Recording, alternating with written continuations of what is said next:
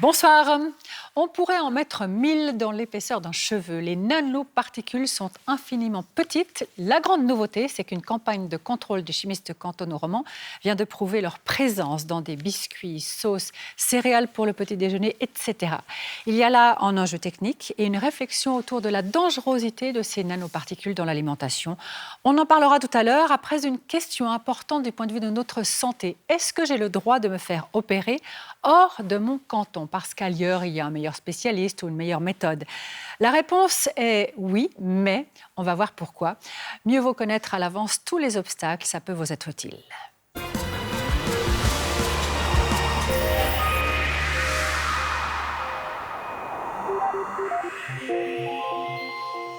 Mieux vaut être bien informé et en bonne santé que pauvre et malade. J'ai un peu modifié ce proverbe bien connu parce que vous verrez ce soir à quel point les situations peuvent être compliquées quand vous devez vous faire hospitaliser. Depuis 2012, la libre circulation des patients est inscrite dans la LAMAL, ce qui veut dire que même avec une assurance de base seulement, vous avez le droit de vous faire opérer dans un hôpital ou une clinique hors de votre canton. Mais cette libre circulation a plusieurs limites. La première est une question d'argent. Votre assureur paiera sa part, 45%. Votre canton doit payer la sienne, 55%. Et la subtilité, c'est que votre canton paiera pas forcément les 55% de votre facture finale, mais votre canton les calculera sur la base des tarifs hospitaliers qui sont pratiqués chez lui. Ça, c'est encore assez simple, mais la réalité est plus complexe, surtout quand on déménage en cours de traitement. Jessica, 37 ans, village de Font dans le canton de Fribourg. Une petite maison dans la prairie, c'est ici que vit Jessica depuis le 1er septembre 2015. On revient en arrière. Mai 2014, Jessica fait un contrôle de routine chez son gynécologue à Yverdon, dans le canton de Vaud. Lors de mon contrôle gynécologique, une fois par année, comme toutes les femmes, mon médecin me regarde, tout, puis au départ, il dit « Ah, je pense que vous êtes enceinte ». J'étais toute heureuse, c'est ce que je souhaitais. Il me fait une échographie et la catastrophe, c'est pas un bébé qu'il a vu, mais une tumeur. Donc voilà, après, tout s'est enchaîné assez rapidement. Juin 2014. Son gynécologue l'opère très vite à l'hôpital d'Yverdon. Il y a une certaine urgence. Le cancer est déjà bien avancé. L'oncologue prend la suite et lui prescrit un long cycle de chimiothérapie. Novembre 2014, une deuxième opération est nécessaire. Septembre 2015, son cancer entre dans une nouvelle dimension. Elle ne peut plus être soignée à Yverdon par son gynécologue et son oncologue. Ce dernier prend contact avec un médecin généraliste du CHUV. Il n'y a pas tous les médecins qui touchent les laits, les ganglions, donc c'est une opération assez gros, je pense. Donc il m'a envoyé, comme lui ne pouvait rien faire pour moi, il m'a envoyé au CHUV, chez un professeur, qui était spécialiste de mon cancer. Et le matin même de mon entrée, j'ai dû faire un PET scan. Donc c'est au CHUV, c'est un examen pour les gens qui ont du cancer. Puis après, je rentrais l'après-midi en gynécologie au CHUV. Et puis là, qu'est-ce qui se passe ? Là, mon téléphone sonne, j'attendais mon compagnon après mon examen, donc pas toujours, un peu perdu, un peu, qu'est-ce qui m'arrive ? Je reçois un téléphone du CHUV, alors qui exactement, je pourrais même plus dire qui c'est, mais quelqu'un qui gère en tout cas les admissions, qui m'explique qu'en fin de compte, le canton de Fribourg n'a pas accordé, a refusé la prise en charge au CHUV. Je dis oui, puis qu'est-ce qui va se passer ? Puis elle me dit, on doit vous demander une caution de 5 000 francs. Et si vous ne la payez pas, l'opération sera annulée demain. J'ai pas 5 000 francs, personne ne les aura. Faut vous dire la vérité, là, je voulais mourir. J'ai dit stop. On est le 19 octobre 2015, la veille de l'opération. Mais rappelons-le, elle avait déménagé dans le canton de Fribourg en provenance du canton de Vaud le 1er septembre. C'était pas un déménagement soudain. C'était préparé depuis des mois, c'était prévu, donc il fallait que je fasse les choses en ordre avant d'arriver. Surtout que il fallait que je m'inscrive aussi à la commune d'ici. J'ai dû m'inscrire pour ma fille, qu'elle commence l'école aussi fin août. J'en avais parlé à mon médecin, parce qu'on parlait, donc je lui disais que j'allais déménager, parce que chaque fois il me demandait ce qu'on allait faire, comment ça... Donc oui, pour moi, ils étaient au courant. Et même si Jessica a payé toutes ses cotisations assurance maladie dans le canton de Vaud depuis toujours, aujourd'hui, c'est le canton de Fribourg qui doit payer sa part de l'hospitalisation. Une hospitalisation au CHUV dans le canton de Vaud en 2015 coûtait environ 12% plus cher que dans l'hôpital fribourgeois. D'où l'obligation pour Jessica de sortir une caution de 5 000 francs pour couvrir la différence de coût entre les deux cantons. Quand j'ai fait mon premier rendez-vous pour m'opérer, parce qu'on voit toujours les chirurgiens une fois avant, hein, puis il m'a dit on doit s'occuper du canton de Fribourg, on s'en occupe, c'est nous qui faisons les démarches, vous inquiétez pas, et puis voilà quoi. Donc après, parce que déjà, il y avait déjà un doute quand même là. Le médecin connaissait. Le médecin savait que hors canton, lui, il est au courant que hors canton, il fallait faire des demandes dans les cantons du patient. Ça, c'est le chirurgien qui vous a opéré, qui vous dit ça. C'est le chirurgien au CHUV du professeur qui m'a dit ça. Lui, il savait. Donc, avec sa secrétaire, ils ont fait le nécessaire. Donc, moi, après, j'ai eu aucune nouvelle, rien du tout. Hein. Je crois que ça a attendu 2-3 semaines, parce qu'il y a toujours un protocole, une fois de plus. Et je l'ai su juste le jour J-1, mon opération, quoi. Donc, Nous recevons des demandes de paiement hein, qui sont souvent incomplètes. Nous avons d'ailleurs dû rappeler au CHUV qu'il était extrêmement important qu'il nous indique qu'il nous donne toutes les informations pour que nous puissions prendre une décision en connaissance de cause. Évidemment, s'il manque des éléments extrêmement importants qui nécessiteraient la prise en charge par nécessité médicale, nous ne pouvons pas prendre les bonnes décisions. Donc, c'est extrêmement important que les médecins remplissent correctement ces demandes de financement. Il suffit de mettre les bonnes coches dans les bonnes cases. Conséquence, Jessica doit trouver dans la journée 5 000 francs pour la caution. J'appelais mon compagnon en lui expliquant ce qui arrivait. Puis il me dit, je te les donne. Je dis non, écoute, parce qu'il venait d'acheter la maison surtout. Donc l'argent était fait pour les travaux de la maison. Donc je voulais pas lui prendre cet argent, puis moi dans la maison. Puis il m'a dit, si, je te les donne, on va les chercher, et voilà quoi. Le professeur est venu me voir, je lui ai expliqué, il m'a dit, pour lui c'était pas normal, puis il s'excusait quoi. Il m'a rien dit de plus, puis après il m'a expliqué que le canton de Fribourg, il avait beaucoup de soucis avec le canton de Fribourg. Alors, je comprends que la situation, elle est extrêmement difficile et pénible pour cette patiente-là, mais nous avons des demandes de financement que nous recevons des hôpitaux, que nous traitons extrêmement rapidement. Donc, dans ce cas-là, la demande est venue trop tardivement, et là, nous ne sommes pas responsables. On se dit, c'est la malle, quoi. Je veux dire, c'est comme la base de tout le monde. Je veux dire, donc... Pour moi, voilà, je pensais être couvert un peu partout avec mon assurance dans tous les cantons, puis voilà, quoi. Bêtement, je pensais ça. J'ai fait faux. Donc, votre médecin vous a pas prévenu? Non. Le CHUV ne vous a pas prévenu à temps? Non, pas à temps. Un jour avant l'opération, c'était un peu court pour moi. Le CHUV reconnaît avoir tardé à faire les démarches auprès du canton de Fribourg et avoir prévenu la patiente au dernier moment. En fait, tout le monde se renvoie la balle. Une cascade de petits malentendus à tous les niveaux, y compris chez les médecins, conduit à cette situation aussi absurde que douloureuse. Aujourd'hui, Jessica est en rémission. Elle suit un traitement régulier à l'hôpital de Payerne. Jessica a fini par écrire à la conseillère d'État fribourgeoise Anne-Claude Demière. Une lettre qui n'a pas reçu de réponse. Cette dernière s'en excuse et va lui écrire. Le sucre... Puis aujourd'hui, quelle question vous avez envie de lui poser à Madame Demière? Pourquoi pas de réponse? On se sent des numéros à ce moment-là. On se sent déjà des numéros chez certains médecins.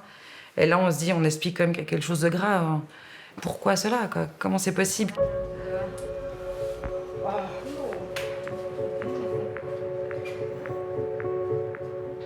On comprend bien la situation de stress dans laquelle Jessica Berrouche s'est retrouvée. On a entendu la conseillère d'État fribourgeoise en charge de la santé. Je me tourne maintenant vers Lausanne et son homologue vaudois, Pierre-Yves Maillard. Bonsoir. Bonsoir. Merci d'avoir accepté notre invitation. Alors, dans ce premier cas, on comprend qu'il y a eu des couacs, non pas sur le plan médical de la prise en charge de cette patiente, mais sur le plan administratif. Pourquoi est-ce que le CHUV lui a demandé une caution de 5 000 francs? Le CHUV se comporte comme une clinique privée? Non, d'abord, le fait que le CHUV demande cette caution la veille de l'opération, en mettant en cause le fait que l'opération aura lieu, ce sont des choses qui ne devraient pas arriver. Le CHUV s'est d'ailleurs excusé. Je vais veiller à ce qu'on ne pratique plus les choses de cette façon. Mais sur le fond, ce qui se passe, c'est que le canton de Fribourg a considéré dans un premier temps cette opération comme étant, au fond du ressort d'une opération qui pourrait avoir lieu dans un hôpital régional. Donc ils appliquent le tarif de l'hôpital régional. Et pour qu'on puisse appliquer le tarif de l'hôpital universitaire, qui est un peu plus cher, il faut justifier ceci pour des raisons médicales. Et c'est cette justification qui n'a pas paru suffisante aux yeux du canton de Fribourg et qui explique donc cette marge, qui d'ailleurs a été un peu plus petite à la fin que ce qui a été exigé. Donc on comprend bien, il y a une différence de tarif entre une même opération qui se pratique à Fribourg et cette même opération qui se pratique au CHUV. Néanmoins, la demande par le CHUV à Fribourg a été faite trop tardivement. Vous avez réitéré le fait que c'était une erreur et il y aura des consignes pour que ça ne se reproduise pas, si je comprends bien. Oui, on ne doit plus mettre sous pression des gens, surtout pour des opérations aussi graves. La veille de l'opération, il faut que les choses se passent de manière beaucoup plus proactive et qu'on essaie d'éviter de mettre les gens sous ces tensions. D'accord, les patients apprécieront. En tout cas, finalement, le CHUV va rembourser 2 700 francs à Jessica sur les 5 000 francs de cette grosse caution, le reste étant à sa charge, puisqu'on l'a compris, le CHUV coûte plus cher pour cette même opération qu'un hôpital fribourgeois. Restez avec nous, Monsieur Maillard, si vous le voulez bien, parce que le cas suivant vous concerne également. On vient de voir que la libre circulation des patients a cette limite, une limite, disons, tarifaire, pour le dire juste. Et ce n'est pas tout, il faut encore que l'hôpital ou la clinique où vous allez vous faire opérer soit reconnu, soit répertorié par votre canton ou par le canton où il se situe. Et quand vous avez une maladie rare, la situation peut devenir intenable. Regardez. Chantal, 41 ans. Elle habite à Grange-Marnant, dans le canton de Vaud. Chantal est coiffeuse indépendante. En 2017, ça fait quelques mois qu'elle souffre d'un mal non identifié. Donc je souffrais d'une douleur au bas du ventre, côté gauche, qui me longeait dans ma jambe. Suite de ça, je me suis plainte à plusieurs reprises auprès de mon gynécologue, qui m'a dit que c'était dans ma tête. Et en mai 2016, je prends rendez-vous chez mon généraliste, car mes douleurs sont de plus en plus terribles. Il me conseille d'aller voir un spécialiste, M. Possover, à Zurich. Ce monsieur est spécialisé dans les nerfs pelviens, donc tout ce qui est neuropelvologie, et il enveloppe des nerfs du petit bassin. Donc vous allez là-bas? Oui. Et qu'est-ce qui se passe? Qu'est-ce qu'il vous dit? Que le diagnostic, j'ai bien en fait une compression des nerfs du petit bassin. Il me propose de faire un IRM, et là en fait le diagnostic est bien juste, donc je dois subir une opération. Après des mois de souffrance, c'est la première fois qu'elle obtient un diagnostic. C'est alors qu'elle entame les premières démarches administratives.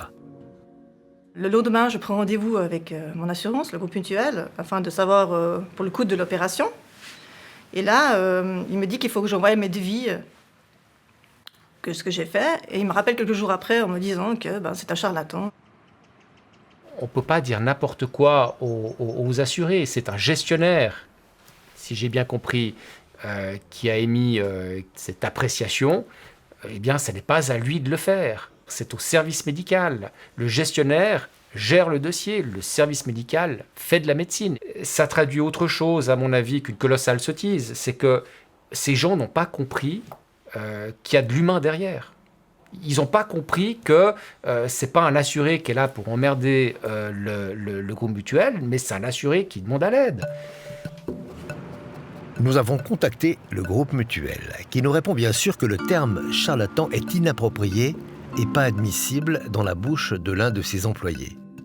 Cela ne fait pas partie de ses standards. Pourtant, l'assureur paiera sa part, c'est-à-dire le tarif maximum prévu par la LAMAL, 4 077 francs sur une facture globale de 22 000 francs.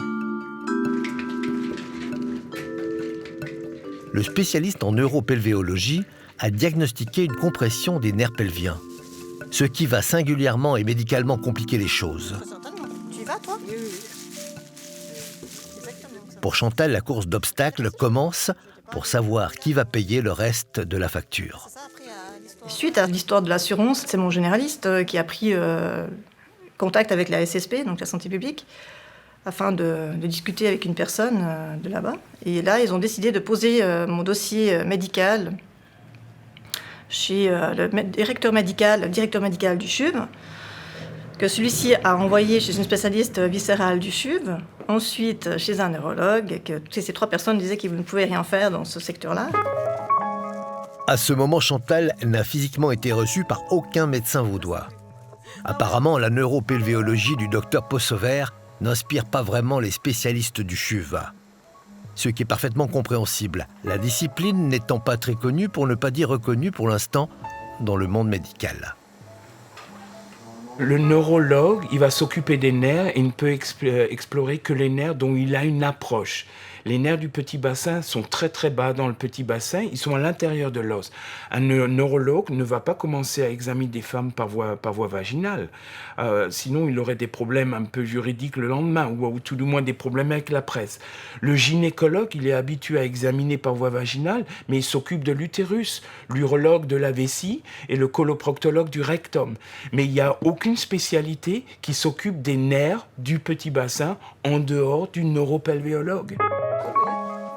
Chantal souffre toujours du même mal et personne ne se risque à lui donner une réponse et une solution dans le canton de Vaud. En décembre, mon gynécologiste reprend contact avec la santé publique. Et là, il décide de m'envoyer chez un gynécologue au CHUV. J'arrive avec tout un dossier qu'il n'a même pas ouvert dans mes yeux, qu'il a glissé sur un coin du bureau en me disant « Voilà, moi je ne sais pas le lire ». Et là, il m'a posé des questions sur ma vie privée, ainsi qu'il m'a fait un examen, un contrôle gynécologique.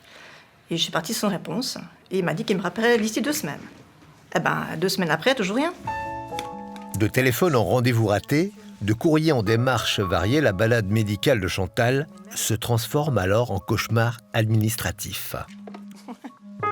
Fin mars, ils ont décidé d'envoyer mon dossier chez le conseiller d'État vaudois, M. Maillard, afin de prendre une position.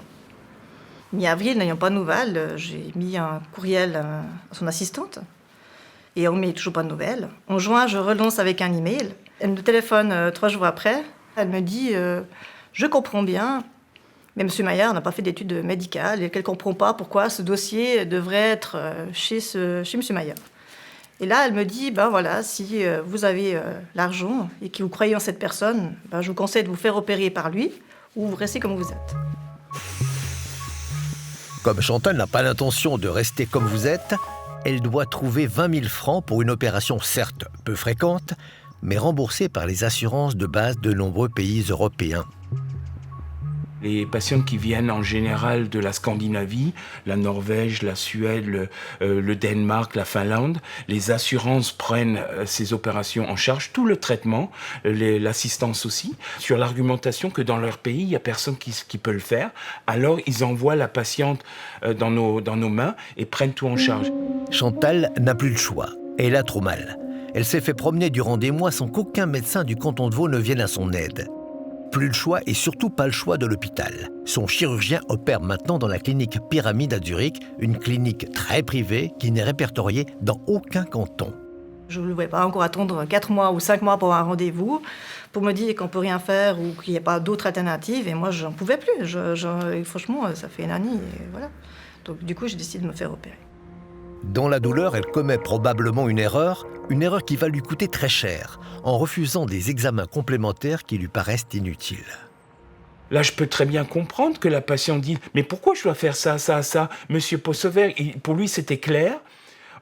La médecine coûte cher. Pourquoi faire encore des examens et des consultations qui coûtent très cher, alors qu'on n'en a a priori pas besoin? Monsieur Possever avait un diagnostic qui était clair, avec une conduite thérapeutique qui était claire. Pourtant, on peut dire qu'il s'agit là d'un cas de rigueur. En clair, ça veut dire que personne en Suisse ne veut ou ne peut assumer cette opération, ni dans un hôpital universitaire, ni dans les cliniques répertoriées par les cantons. Chantal versera finalement pour son opération près de 18 000 francs. Heureusement que son entourage l'a soutenue dans sa mésaventure. L'assurance a payé un peu plus de 4 000 francs sur les 22 000 de la facture globale. La bonne nouvelle dans cette histoire, c'est que son charlatan de Zurich avait vu juste, puisque Chantal ne ressent aujourd'hui plus aucune douleur. Faut-il encore une preuve? Là maintenant, ça fait 1 année que j'ai été opérée. Ça fait 3 mois que je ne prends plus de médicaments et je peux dire que je vais très bien. Et je revis. J'ai commencé à faire du sport, je fais du tennis, je fais du fitness à outrance. Je n'ai plus aucune douleur.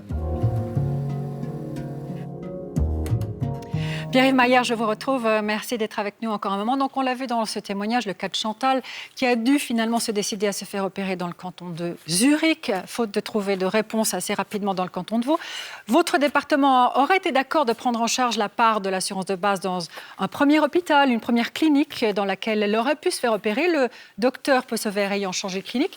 Votre département a refusé de prendre en charge la part des 55, ces fameux 55%. Expliquez-nous pourquoi.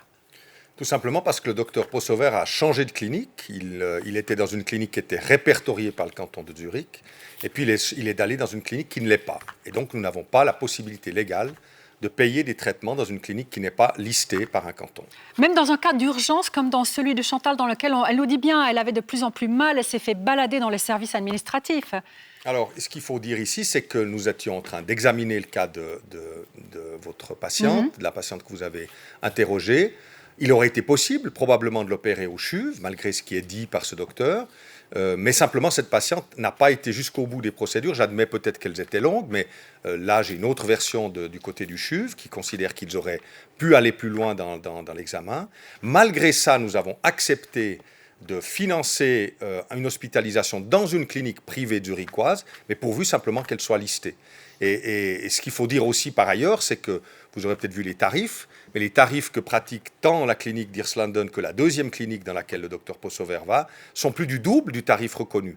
Donc même si on avait payé notre part dans cette clinique, si elle avait été listée, on aurait payé au total avec l'assurance de base que la moitié de ce qui a été facturé à cette patiente, tout simplement parce qu'on n'a pas le droit de payer plus que le tarif qui est reconnu, en l'occurrence le tarif DRG. Donc et la question qu'on peut se poser, c'est pourquoi ces cliniques privées, pourquoi ce médecin facture plus du double de ce qui serait facturé dans un hôpital répertorié. Alors pour qu'on comprenne bien, la clé là, c'est que la clinique dans laquelle un patient ou une patiente va se faire opérer hors de son canton, cette clinique doit être listée, c'est-à-dire répertoriée sur une liste, soit une liste du canton du patient, soit une liste du canton dans lequel l'établissement en question, la clinique, est établi. C'est bien ça, hein? C'est ça, parce qu'on ne peut pas payer n'importe quel médecin à n'importe quel tarif dans n'importe quel hôpital. Sinon, simplement, il n'y a plus un seul médecin qui accepterait de travailler dans des hôpitaux listés ou dans des hôpitaux publics avec des tarifs régulés, chacun, parce que je peux vous dire que j'ai plein de médecins au CHUV qui peuvent dire « moi je suis seul à faire ce geste », ils pourraient s'installer, dire je refuse de travailler dans le service public, je refuse de travailler au tarif Lamal, voilà mon prix, et puis si vous voulez que je soigne les gens, voilà ce que vous devez payer, et puis les assurances sociales et l'État paieraient sans aucune limite. C'est évident que si c'était ça, on n'aurait plus que beaucoup de médecins dans nos hôpitaux publics ou listés, et puis on aurait aussi des coûts qui seraient... Ils sont déjà insupportable pour beaucoup de gens, mais alors je pense que là, ce serait vraiment quelque chose d'absolument impayable. Donc il faudrait au moins que les médecins se parlent, peut-être, ce serait une première chose. Et pour terminer sur ce cas, vous avez vu que notre patiente Chantal va très très bien, l'opération a réussi. Est-ce que rétroactivement, vous ne dites pas, on aurait peut-être quand même dû entrer en matière et on était un peu pingre en la matière? Non, je peux pas accepter qu'on paye un médecin au prix qu'il veut, sans contrôle de l'indication. Tout simplement parce que sinon on va vider nos hôpitaux publics et notre hôpital universitaire. J'ai un chirurgien cardiaque très très connu qui opère des cœurs d'enfants. J'ai des dizaines de médecins je maîtrise des gestes comme peu autour d'eux. Si on commence à payer n'importe qui à n'importe quel tarif sans aucun contrôle, ils iront tous s'établir en privé, puis diront voilà, on gagnera le triple, le quadruple, et puis l'assurance sociale payera, le canton payera.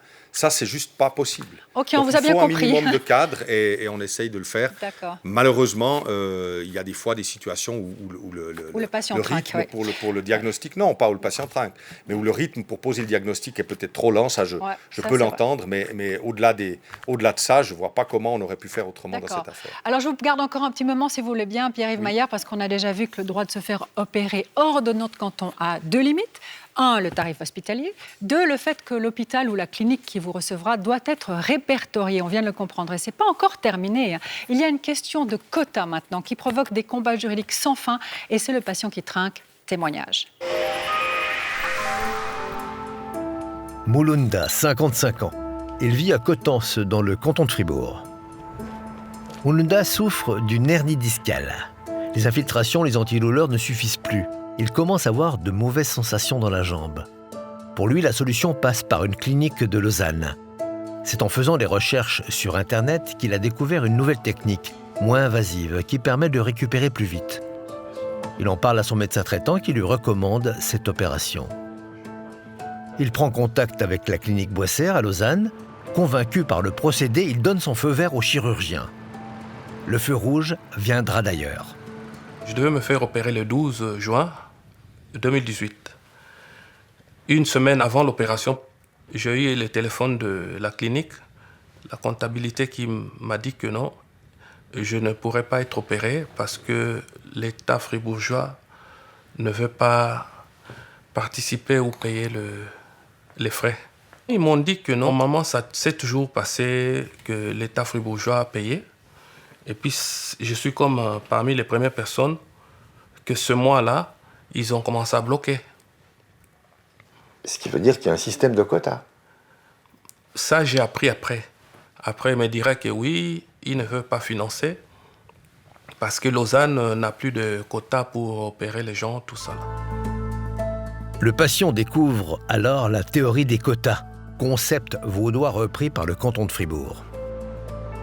Alors, il y a effectivement une question de quotas. Le canton de Fribourg a fait sa propre planification hospitalière pour couvrir les besoins de la population fribourgeoise. En réalité, le problème est ailleurs. Le canton de Fribourg s'aligne sur le quota restrictif du canton de Vaud. Mais Fribourg va jusqu'à décréter carrément un quota zéro pour les cliniques vaudoises.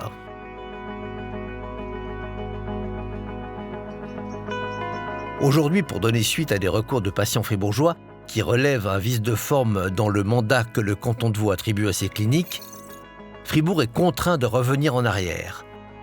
Fribourg va donc payer les opérations effectuées dans les cliniques privées du canton de Vaud ayant mandat. Mais Mulunda n'a pas attendu cette décision. Il a dû se résoudre à l'opération dans son propre canton.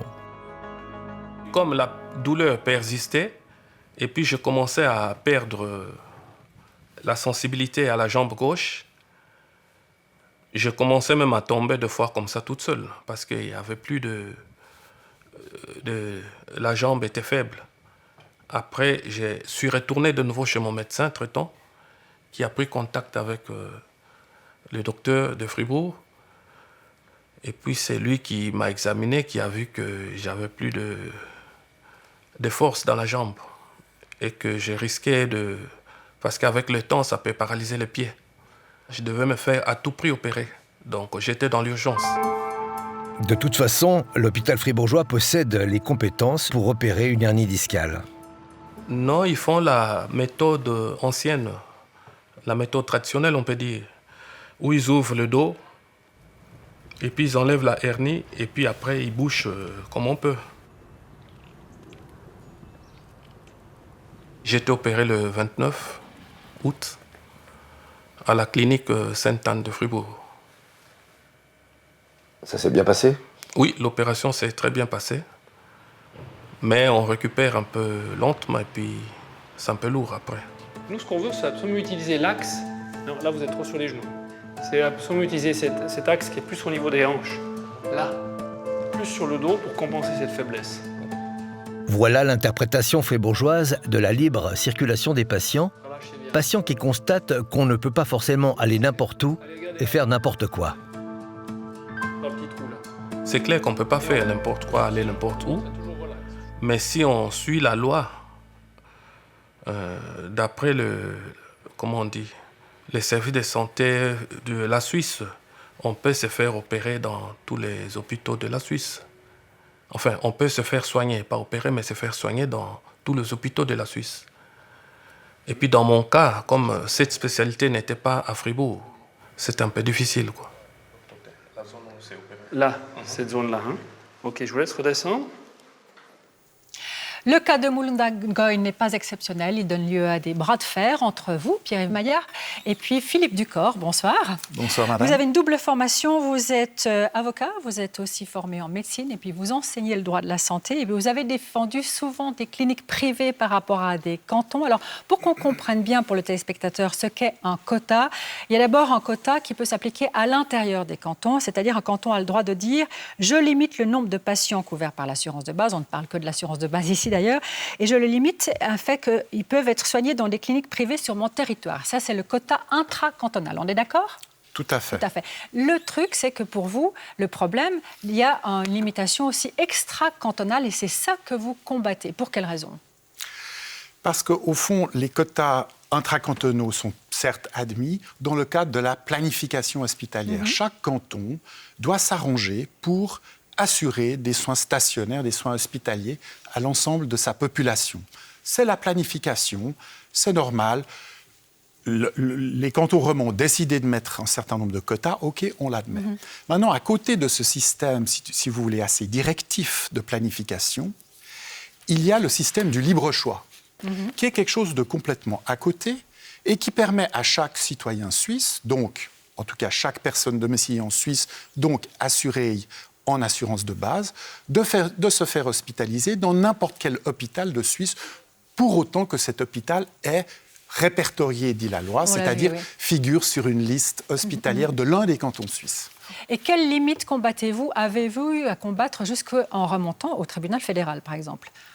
Alors, je ne peux pas entrer dans les détails des disputes passées parce qu'elles ne sont pas exactement topiques par rapport à ce nouveau dispositif qui a été mis en place notamment par M. Maillard, qui consiste à limiter ce libre choix des patients d'un canton de se faire hospitaliser dans un autre canton. D'ailleurs, quand on parle de limitation, on peut parler aussi d'euphémisme. Parce que dans la plupart des cas, les cantons qui limitent, qui établissent ces quotas extra-cantonaux, le fixent à 0, ce qui équivaut à complètement annuler un droit de la personne, un droit de l'assuré, qui est quand même noir sur blanc fixé dans la loi sur l'assurance maladie. D'ailleurs, je me suis toujours interrogé pourquoi M. Maillard, qui est quand même un politicien reconnu, proche des gens, pourquoi vous vous opposez à ça ? Depuis des années que l'on discute ça, je ne comprends pas. Monsieur Maillard, pour être très concret sur ces quotas, il est vrai que le canton de Vaud a limité le nombre de patients vaudois qui ont le droit, qui peuvent aller se faire opérer dans des cliniques sur territoire genevois. Ça, c'est bien juste. C'est bien un quota que vous appliquez. Oui. Suite à la décision du tribunal fédéral qui nous incitait à faire une planification romande, nous avons, chaque canton, dit à peu près si nous avions besoin de capacité dans les cliniques et hôpitaux qui sont dans les autres cantons situés à nos frontières. Nous l'avons fait pour le canton de Genève, on a admis quelques cas dans une clinique, et puis dans les autres, nous avons estimé qu'il n'y avait effectivement pas de besoin. Et c'est ce qu'il faut Nous faire, avons besoin simplement de le faire. Nous avons besoin de le faire pour deux raisons. D'abord parce que nous devons vérifier ces factures, nous devons les contrôler, nous devons contrôler que les gens n'aient pas été spoliés ou que leurs assureurs n'ont pas été spoliés, que les tarifs sont bien pratiqués. Je note qu'il y a une facture parmi d'autres, mais j'en ai reçu des dizaines où nous avons l'impression que la protection tarifaire n'est pas respectée. Quand vous avez pour un tarif DRG qui fait 43 000 francs, c'est ce qu'obtiendrait un hôpital public. Mais Monsieur Maillard, s'il c'est la opérait ce méfiance patient. qui vous fait limiter le nombre de patients vaudois qui peuvent aller sur le Madame Pernou, canton si de vous Genève. aviez comme moi une facture où on vous demande de prendre aux contribuables vaudois 24 000 francs pour une facture d'un patient qui a déjà reçu 211 000 francs de facture pour son assurance complémentaire, vous diriez aussi il y a quand même des choses à contrôler. On ne peut pas juste payer les factures qu'on nous envoie. Ça, c'est la première des raisons. Et la deuxième des raisons, c'est qu'on a un hôpital à Nyon qui a besoin de médecins 24 sur 24, 7 sur 7. Si tous les cas électifs et intéressants lui sont dépouillés, simplement, on va devoir augmenter les subventions et nous avons le devoir de planifier de manière rationnelle nos capacités hospitalières. Deux arguments, Monsieur Ducor, auxquels vous réagirez. D'une part, des factures qui seraient gonflées et d'autre part, finalement, on vide des hôpitaux ou cliniques vaudoises de leurs patients. Qu'est-ce que vous répondez ? Alors, sur la première chose, je suis désolé, Monsieur Maillard, mais ce n'est pas juste, car, comme vous le savez parfaitement, le libre choix de Est-ce que je peux m'exprimer ? Oui, allez-y. Comme vous le savez parfaitement, la LAMAL prévoit que lorsqu'un patient décide de se faire hospitaliser dans un autre canton, son canton de domicile, en l'espèce le vôtre, ne paye au centime près le même tarif qu'il paierait pour un hôpital vaudois. Ça, c'est pour la première chose. C'est la loi et elle est observée par tous les fournisseurs de prestations. La seule raison pour laquelle vous vous opposez à ce libre choix, c'est que vous aimez cantonner votre population dans votre canton. De façon à ce que le but de libre choix, le but du législateur fédéral, c'était une chose que vous n'aimez pas, Monsieur Maillard, la concurrence. Monsieur Ducor, la c'est beaucoup plus concurrence simple. entre établissements. Le législateur fédéral a voulu dire... c'est très bien que les citoyens aillent le voir ailleurs. Et d'ailleurs, je trouvais que vous faites de la politique. Le cas de M. Ngoy était très illustratif. Parce que qu'est-ce qu'il nous dit, M. Ngoy? Il nous dit « j'ai une hernie discale dans le dos ». Et puis, j'ai entendu dire que dans une bonne clinique, une bonne clinique vaudoise, on a une technique qui est un petit peu moins invasive, qui est mini-invasive. Certes, l'opération existe dans le canton de Fribourg. Eh bien ça, le mouvement de ce monsieur Ngoy, d'aller voir dans la clinique vaudoise qui offre cette prestation de manière moins invasive, c'est exactement ce qu'a voulu le législateur fédéral. Il aime bien que les gens puissent voir. Puis peut-être que demain, l'hôpital de Fribourg fera cette technique mini-invasive. Je conteste le fait que le rôle des cantons se limite à vérifier que la facture est strictement la même que celle que nous aurions payée si ce patient avait été opéré dans un hôpital vaudois. Nous devons aussi veiller à la protection tarifaire, au fait qu'on ne facture pas 3 ou 4 fois à des payeurs différents, par exemple au patient, par exemple à sa complémentaire, 3 ou 4 fois le tarif. Donc nous avons le devoir de vérifier cela et nous voulons le faire sur des factures. Vous nous avez envoyé des listes et ce que je vois m'horrifie. Quand je vois encore une fois 200 000 francs de choses déjà payées et que vous nous demandez encore 24 000 francs à payer aux contribuables, c'est juste pas acceptable. Et le deuxième contre-argument, ça n'est pas des patients qui choisissent comme ça pour des cas lourds, polymorbides, avec du diabète, un Alzheimer, une fracture compliquée. C'est pas justement sur ceux-là que la concurrence se fera avec les cliniques que vous défendez. C'est sur les patients intéressants, électifs, choisis, dans les horaires, bien sûr, dans les horaires de bureau, et pas à 2h du matin, un samedi soir. Donc cette concurrence, elle est factice. Nous devons nous penser à tous les besoins des patients, aussi ceux qui ne sont pas planifiés. Dans tout cela, c'est extrêmement compliqué pour le patient. Vous admettrez, M. Maillard, qu'on ne sait plus à quel sein se vouer et finalement, toute cette complexité rend la vie des patients insupportable. Non, Madame Pernou, il y a 100 000 personnes hospitalisées dans mon canton, dans les hôpitaux régionaux, au CHUV. On parle de quelques dizaines ou quelques centaines de cas où je trouve qu'il y a des excès. Simplement, la plupart des cantons offrent pour leurs citoyens de bonnes prestations. Elles peuvent être améliorables, mais dans l'ensemble, la plupart des besoins sont couverts dans nos hôpitaux. Et même la libre circulation, elle a toujours existé. Simplement, elle doit être contrôlée. Voilà. Monsieur Ducor, un dernier mot. Je suis très heureux d'entendre que la couverture des besoins en soins hospitaliers est couverte. J'en suis tout à fait conscient, notamment dans le canton de Vaud. Et c'est une raison de plus pour laisser les quelques patients qui décident d'aller se faire hospitaliser dans un autre canton.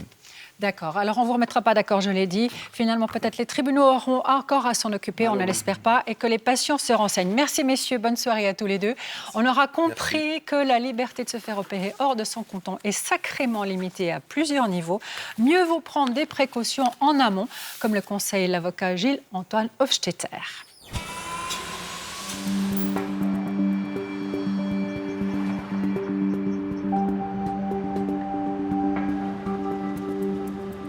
Il y avait 2 conseils qu'il faut rappeler à maintes reprises d'ailleurs aux assurés. Premier conseil, renseignez-vous. Renseignez-vous auprès de votre médecin traitant pour avoir la garantie qu'il y ait une couverture complète. Le deuxième conseil qu'on peut donner dans ce genre de situation, c'est l'information du médecin. Le médecin, lui aussi, doit renseigner son patient sur les conséquences économiques de ses choix thérapeutiques. Et c'est vrai que c'est une charge lourde pour le médecin, mais il faut le rappeler, il engage sa responsabilité. L'interlocuteur du patient, le premier interlocuteur du patient, c'est pas forcément l'assureur, c'est pas forcément le canton. Le premier interlocuteur du patient, c'est le médecin. Et c'est le médecin qui doit éclairer le patient sur les conséquences économiques d'une option thérapeutique prise avec lui.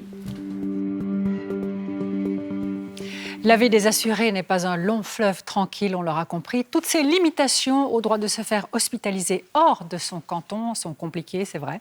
Alors si vous avez besoin de renseignements supplémentaires, n'hésitez pas à nous écrire via le site d'À Bon Entendeur ou sa page Facebook.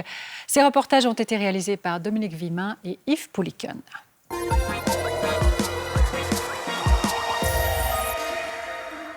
L'information sort aujourd'hui même. Les chimistes cantonaux romans ont voulu savoir si certains aliments que nous consommons couramment contiennent des nanoparticules. La réponse est oui, et pour pouvoir l'affirmer, il a fallu mettre au point une méthode de détection, puisque les fabricants n'ont pas encore l'obligation de l'indiquer clairement sur les étiquettes.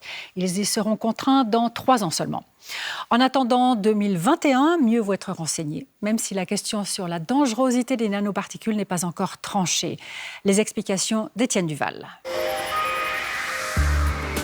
Quels aliments contiennent des nanoparticules et dans quelle quantité ? Les chimistes cantonaux romans ont fait analyser un certain nombre d'échantillons d'aliments qu'on trouve dans le commerce pour commencer à répondre à cette question. Dans ces échantillons, il y avait entre autres des sauces telles que le ketchup et autres sauces pour les salades, des épices, des gommes à mâcher, pour reprendre la description officielle, disons des chewing-gums, des articles de biscuiterie, plus précisément des biscottes, des biscuits pour enfants, mais aussi des snacks pour apéritifs, et enfin des céréales et flocons pour le petit déjeuner. Sur 56 échantillons qui ont été prélevés sur le marché, nous on a retrouvé des nanomatériaux dans 15 d'entre eux, donc 27%. On a ciblé évidemment des denrées alimentaires dont on sait où il peut y avoir un usage de ces nanoparticules, mais voilà, aujourd'hui très clairement on a une méthode qui nous permet de les identifier. Pour mémoire, elles sont de l'ordre du nanomètre, soit 1 milliardième de mètre. Une nanoparticule mesure entre 1 et une centaine de nanomètres. On pourrait en mettre 1000 dans l'épaisseur d'un cheveu. Les chimistes cantonaux ne disposent pas eux-mêmes de laboratoires capables de détecter ces très petites particules. Ils se sont associés à l'Institut Adolphe Merkel à l'Université de Fribourg pour le faire. L'Institut a mis au point une méthode novatrice pour détecter les nanoparticules, non pas dans des poudres ou dans des solutions, comme c'était le cas jusqu'à présent, mais dans les aliments eux-mêmes. On prend le produit, on le met dans les petits containers, on rajoute des composants qui après vont détruire tout ce qui est autour de cette particule. Et on fait tout ça dans la machine que vous voyez là derrière, ce qui est effectivement un grand micro-ondes. Une fois les nanoparticules isolées du reste, les équipes du professeur Fink et de ses collègues mesurent la chaleur émise par l'échantillon grâce à une caméra thermique infrarouge. Un écran affiche différentes couleurs en fonction de la chaleur émise. Le rouge, par exemple, ça veut dire qu'il y a beaucoup de nanoparticules. Et le moins que là, qu'il y a la couleur, le jaune, il y a moins de particules. Et quand c'est bleu, par exemple, il n'y a pas du tout de particules. Et comme ça, on peut voir il y a des particules, oui ou non. Reste à identifier et à mesurer ces particules. L'équipe de l'Institut utilise un microscope électronique très puissant pour les visualiser. Il permet de les mesurer de façon très précise. Cette particule de dioxyde de silicium fait 125 nanomètres. Ces particules sont-elles dangereuses ? Une équipe de l'université de Zurich avait déjà démontré que le dioxyde de silicium, justement, qui est utilisé pour fluidifier les aliments, pouvait, sous certaines conditions, pénétrer à l'intérieur des cellules. Mais on ne sait pas si cette intrusion est nocive.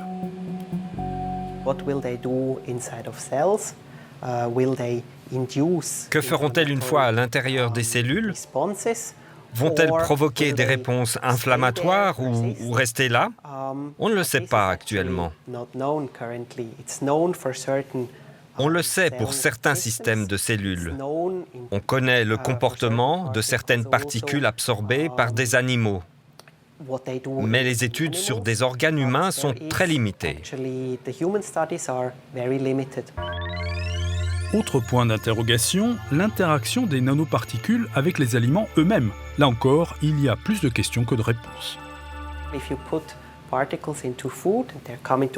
Lorsqu'on met des particules dans de la nourriture, des protéines qui se trouvent dans la nourriture peuvent se lier aux particules et former une couronne. Pour le corps, ces particules paraîtront masquées. Le corps ne reconnaîtra alors pas ces particules. Il ne reconnaîtra pas non plus les protéines naturelles, contrairement à ce qui se passerait si elles n'étaient pas attachées aux nanoparticules. Alors, est-ce qu'on sait si c'est dangereux ? Actuellement, on n'en connaît pas les conséquences. En l'état actuel des recherches, le consommateur se trouve donc confronté à un dilemme. Grâce au contrôle des chimistes cantonaux et des laboratoires associés, il sait que certains aliments comportent des nanoparticules. Mais il ne sait pas s'il faut s'en soucier ou non. On est dans le principe de précaution, c'est-à-dire qu'on donne l'information et les gens qui ont un doute devront s'abstenir d'en consommer. Certains chercheurs voudraient, au nom même de ce principe, que les industriels ne mettent dans leurs produits que des nanoparticules dont l'utilité est démontrée. Mais je me suis souvenu de ce que nous disait le professeur Hans-Peter Nägeli en 2016. Il est à la tête de l'Institut de toxicologie de l'Université de Zurich. Je cite, « L'industrie devrait savoir ce que les particules qu'elle met sur le marché peuvent provoquer. » Fin de citation. Il faut savoir aussi que selon certains chercheurs, il pourrait y avoir un lien entre des maladies inflammatoires chroniques et ces nanoparticules présentes dans l'alimentation.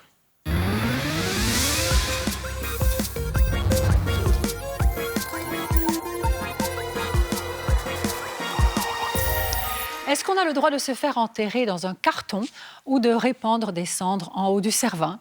Est-ce que la facture est la même selon qu'on exhale son dernier souffle à Genève ou en Valais?